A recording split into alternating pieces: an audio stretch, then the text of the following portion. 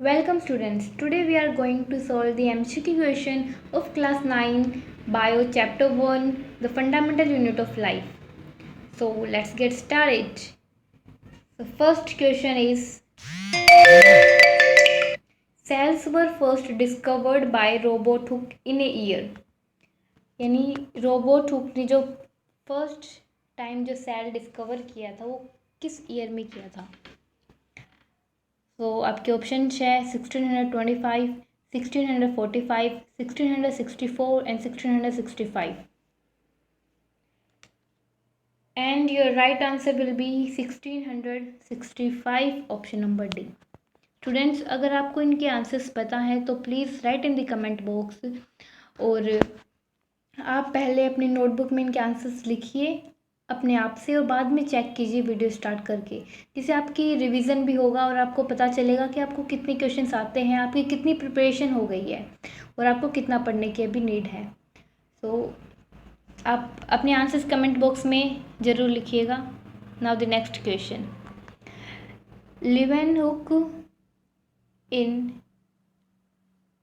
1664 with the improved microscope discovered the free living shell in dash for the first time। यानी लेवेनहुक जो scientist हैं उन्होंने अपने improved microscope से first time free living cell को observe किया था, यानी डिस्कवरी की थी उसकी। तो कौन से वाटर में की थी आपको ये बताना है। तो आपके ऑप्शन है river water, ocean water, sea water and pond water and your right answer will be option number D, pond water. Now the next question. It was Robert Brown in 1831 who discovered the dash. Students, dash the और N के बीच में आ गई dash जो यहाँ पे है। Okay, the dash in the cell, यानी जो रोबोट हुक जो साइंटिस्ट हैं उन्होंने 1831 में सेल का कौन सा पार्ट डिस्कवर किया था। तो आपके ऑप्शन है cytoplasm, option B mitochondria, option C nucleus and option D lysosome and your right answer will be option number C nucleus. Now the next question. Which organelle is known as the kitchen of the cell, यानी कौन सा organelle kitchen of the cell. Kitchen क्या होता है, kitchen का मतलब जहाँ पे खाना बना हो या फिर जिससे हमें खाना मिलता हो, खाना पकता हो जिस जगह पे। तो प्लांट की किचन क्या है, नो सेल का किचन क्या है, यानी सेल का खाना कहाँ बनता है। सो आपके ऑप्शन है mitochondria, option B xylem and phloem, option C vacuoles and option D chloroplast and your right answer will be option number D chloroplast. क्यों? क्योंकि क्लोरोप्लास्ट में ही क्लोरोफिल है जिसकी हेल्प से ये अपना खाना बनाते हैं। Now the next question. The plant cells more rigid than human cell due to, जो प्लांट का सेल है वो ह्यूमन के सेल से ज़्यादा हार्ड, यानी रिजिड मीन्स हार्ड होता है। प्लांट का जो सेल है वो एनिमल के सेल से हार्ड होता है। सो इसके रीजन क्या होंगे। Option A cell wall, option B plastids, option C vacuoles and option D both A and C and your right answer will be option number D means both A and C। यानी cell wall जो plant की है उस वजह से वो hard होती है उसका जो सेल है, और एक उसके वैक्यूल्स की वजह से। Now next question. The plasma membrane is flexible and is made up of organic molecule cold, यानी जो प्लाज्मा मेम्ब्रेन है वो बहुत फ्लेक्सिबल होती है। वो तो आपको बताना है कि वो किन मॉलिक्यूल्स से बनी हुई है। तो आपके ऑप्शन है lipids, minerals, proteins and both A and C. So your right answer will be option number D both A and C, यानी लिपिड्स और प्रोटीन से बनी होती है प्लाज्मा मेम्ब्रेन। ये इंपॉर्टेंट क्वेश्चन है। Now the next question. Amoeba acquires its food through, जो amoeba है एक ऑर्गेनिज्म है सिंगल सेल्ड, वो अपना फूड है वो कैसे लेता है, किस प्रोसेस से लेता है। तो आपके ऑप्शन है osmosis, option B endocytosis, option C diffusion and option D exocytosis.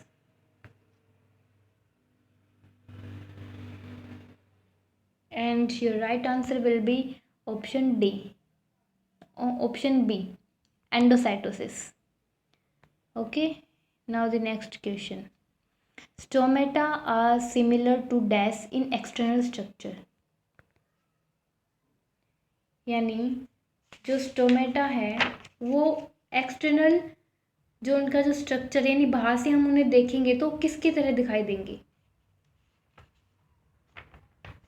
तो आपके ऑप्शंस हैं nucleus, option B mitochondria, option C lysosomes and option D cytoplasm.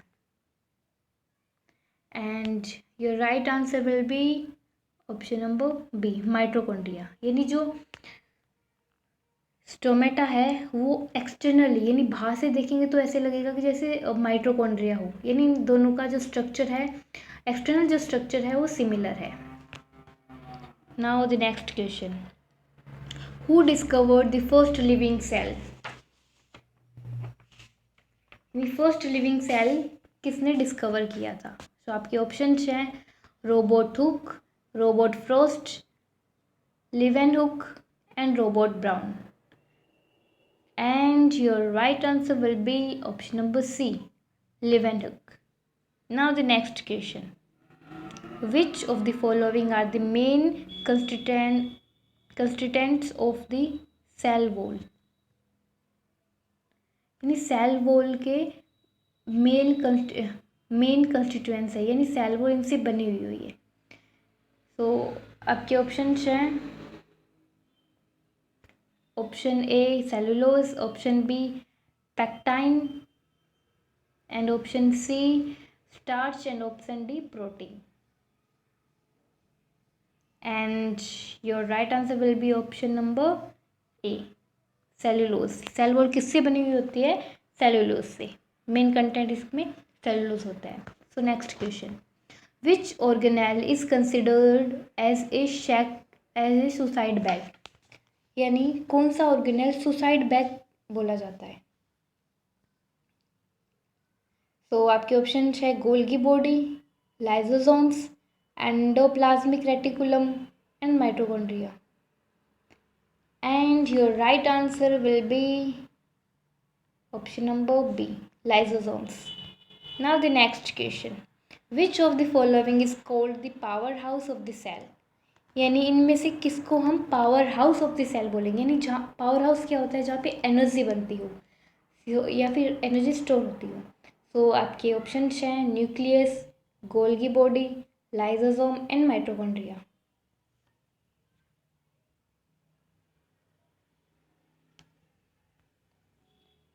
And your right answer will be option number D, mitochondria is a powerhouse of the cell. Now the next question, in plant shells dash are full of cell sap and provide turgidity and rigidity to the cell। यानी plant cell के अंदर जो कि किससे होता है, fill SAP से, और जो कि प्लांट को टर्जिडिटी और रिजिडिटी दोनों प्रोवाइड करता है। तो आपके ऑप्शन हैं vacuoles, lysosomes, Golgi operators and mitochondria. तो आपके आंसर्स जल्दी से कमेंट बॉक्स में लिखिए students,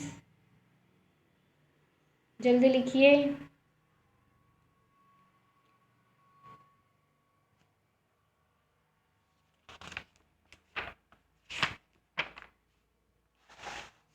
And your right answer will be option number A, vacuoles.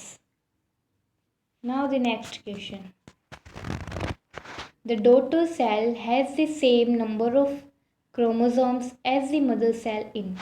यानी जो डॉटर सेल है उसके अंदर जो मदर सेल है उसके सेम क्रोमोसोम्स होते हैं। तो कौन सा प्रोसेस होता है जिसके अंदर मदर सेल जब डिवाइड होगी तो डॉटर सेल के पास भी सेम नंबर ऑफ क्रोमोसोम्स होंगे। तो आपके ऑप्शन हैं mitosis, meiosis, plasmolysis and D plasmolysis. And your right answer will B please comment box में लिखिए, फिर मैं आपको इसका आंसर बताती हूँ। Now your time's up and it's right answer is option number A, mitosis. और मियोसिस में क्या होता है, जो नंबर ऑफ क्रोमोसोम्स है वो हाफ हो जाते हैं, लेकिन माइटोसिस में number of chromosomes daughter cell में सेम रहते हैं। Now the next question, the Golgi apparatus is also involve in the formation of, इन जो गोल्गी apparatus है, जो सेल का एक ऑर्गेनल है, वो क्या बनाता है, ठीक है। The Golgi apparatus is also involve in the formation of, किसकी फॉर्मेशन में वो इन्वॉल्व है। सो आपके ऑप्शन है, क्या गोल्गी apparatus माइटोकॉन्ड्रिया को बनाता है, क्या गोल्गी apparatus लाइसोसोम्स को बनाता है, या फिर राइबोसोम्स को बनाता है, या फिर सेल वॉल को, किस में वो हेल्प करता है क्या बनाने में। आपके ऑप्शन, राइट ऑप्शन है ऑप्शन नंबर बी, लाइसोसोम्स, यानी गोल्गी apparatus किस क्या बनाता है, lysosomes, lysosomes. Now the next question, plastids which are responsible for giving color to fruit and flowers are, यानी वो प्लास्टिड जो फ्रूट्स या फ्लावर्स को कलर देता है, उसे हम क्या बोलेंगे। सो आपके ऑप्शन हैं chloroplast, leucoplast, protoplast and chromoplast.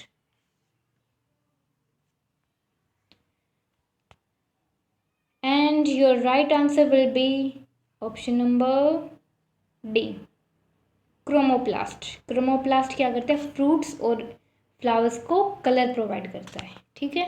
Now the next question, the protein and lipids essential for building this cell membrane, ठीक है। जो प्रोटीन्स और जो लिपिड्स है किसके लिए ज़रूरी है, सेल वॉल, सेल मेम्ब्रेन बनाने के लिए, आर मैन्युफैक्चर्ड बाय, वो किसके द्वारा बनाए जाते हैं, यानी वो ज़रूरी तो है, सेल मेम्ब्रेन को बनाने में ये काम आते हैं, लेकिन ये बनते कहाँ हैं या फिर इनको कौन बनाता है।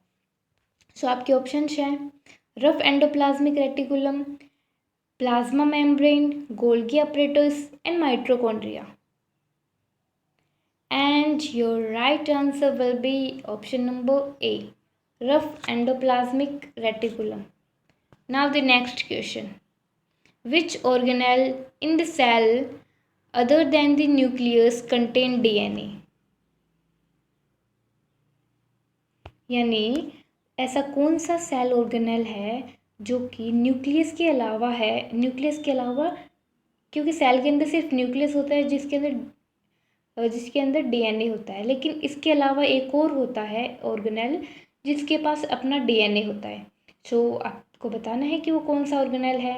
आपके ऑप्शन है Golgi apparatus, mitochondria, lysosomes and vacuoles. जल्दी जल्दी कमेंट कीजिए इनके आंसर्स स्टूडेंट्स। तो your right answer will be option number B, mitochondria. I hope आप सबका सही होगा ये। Now the next question, which plastids are colourless,